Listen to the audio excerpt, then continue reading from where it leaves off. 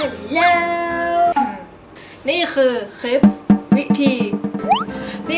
ปแนะนำวิธีการใส่เสื้อเชิ้ตให้ดูชิคๆเป็นอะไรเราจะมาแนะนำวิธีการใส่เสื้อเชิ้ตนั่นแหละเสื้อเชิ้ตเนี่ยเป็นเสื้อที่น่าจะเป็นเหมือนเป็นยาสามัญประจำบ้านเพราะว่าทุกคนก็น่าจะมีกันเกือบทุกคนนะติดตู้เสื้อผ้าไว้เราก็จะมาแนะนำว่ามันสามารถใส่ได้แบบไหนบ้างในแบบของเราซึ่งคนทั่วไปก็อาจจะไม่ได้ใส่แบบเราแต่สามารถเอาไปใส่แบบเราได้เราไปดูกันเลยดีกว่าว่าสามารถใส่ได้แบบไหนบ้างตัวแรกก็เบสิกเลยไม่ต้องแนะนำก็ได้มั้ง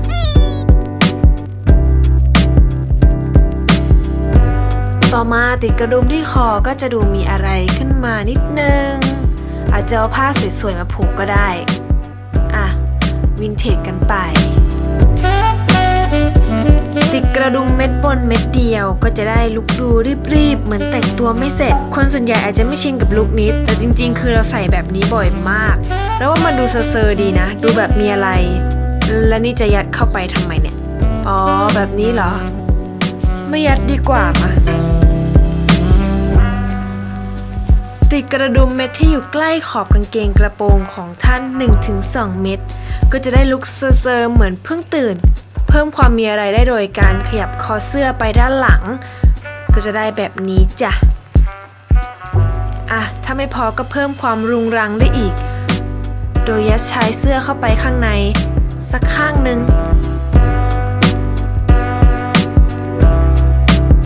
ถ้าถามว่าทำไมต้องข้างเดียวนั่นน่ะสิ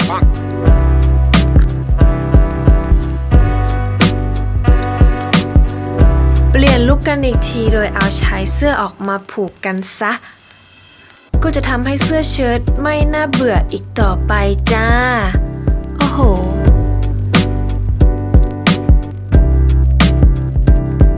ดูผู้หญิงขึ้นมาหน่อยเก๋ๆ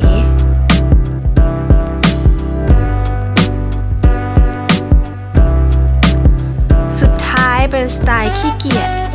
ไม่ต้องติดกระดุมเลยจ้ะอันนี้ก็ใส่บ่อยมากพอคิดอะไรไม่ออกก็ใส่คลุมวนไปค่ะ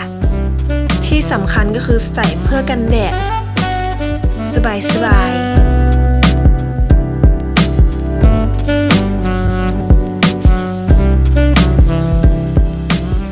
เป็นยังไงกันบ้าง เป็นยังไงกันบ้างมีประโยชน์ขึ้นไหมหรือยังไงหรือไม่ได้มีประโยชน์อะไรขึ้นมาหวังว่าเพื่อนๆเนี่ยจะเอาไปอะแดปใส่เป็นสไตล์ของตัวเองหรืออะไรก็ว่าไปได้เนาะนี่แหละก็เป็นแนวของเราเองการแต่งตัวก็ดีที่สุดก็คือเป็นตัวของตัวเองนะคะทุกคนถ้าชอบคลิปแบบนี้หรืออยากให้เรา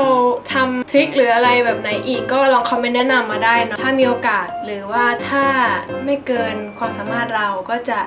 ทำให้นะจ๊ะใครชอบคลิปก็อย่าลืมกดไลค์กดแชร์กด Subscribe ช่องนี้เอาไว้ด้วยนะคะเจอกันใหม่คลิปหน้าค่ะบาย